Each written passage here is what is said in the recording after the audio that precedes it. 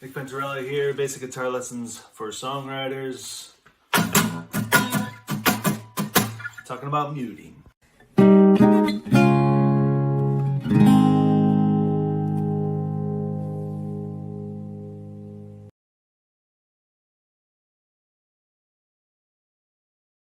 Here we go. We're going to talk about some muting. I'm going to show you a chord progression and a muting strumming pattern that you can use to help really build sort of a driving beat or tempo within your playing. It's a kind of a percussive way to play.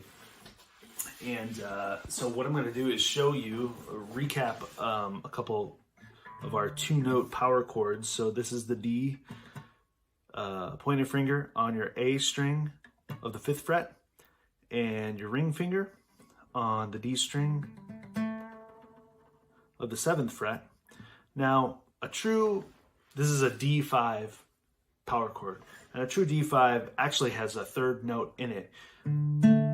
Those are the 2 main ones you need, that index finger on A string 5th fret and your ring finger on the D string of the 7th fret, but also on the G string of that 7th fret.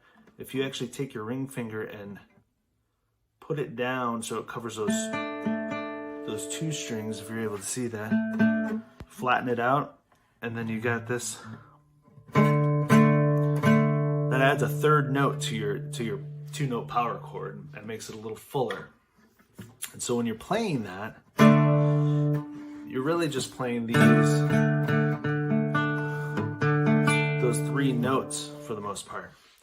And I'm going to show you a strumming pattern. And if you just lift on this, where you're pressing down on the strings on the fret, if you just lift it and sort of rest all your fingers on there while you're strumming, you get this sound. That's a muted sound, a muted string sound.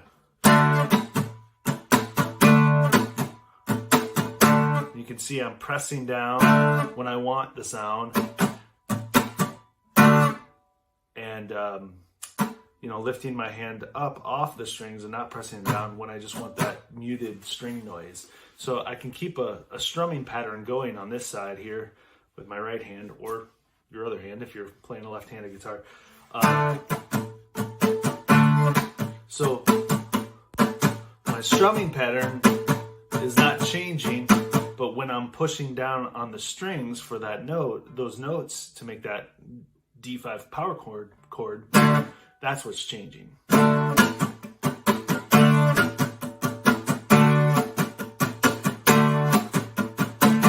then if you remember the G power chord, your pointer finger on the low E string on the 3rd fret, ring on the 5th fret of the A string, and then you can do that same thing and flatten out that ring finger so you cover the D string here on that 5th fret. And that's the that's the G power chord, and we came from the D. So I'm just going to play a strumming pattern, and you're going to lift up your fingers in between the strumming pattern and just rest them on the string to make that muted noise. And if you can mimic this strumming pattern, you can build a song around some of this. So this is D, and then G, back to D,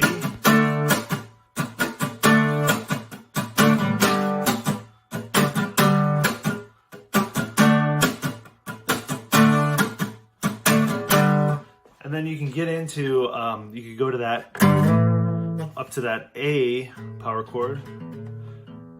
That's your pointer finger on your 5th fret of your low E and your ring finger on your A string on the 7th fret. And again, you can flatten it out to do that D string on the 7th fret with your ring finger too. And that's the A. So that might look like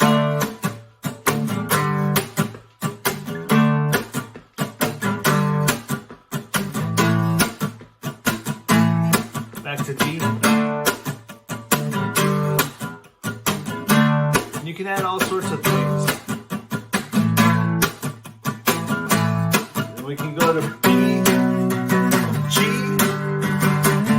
D, A, B, G, D, A, B, G, then back to A, back to D in the. So you can do a lot of fun things. Anyway, play around with it.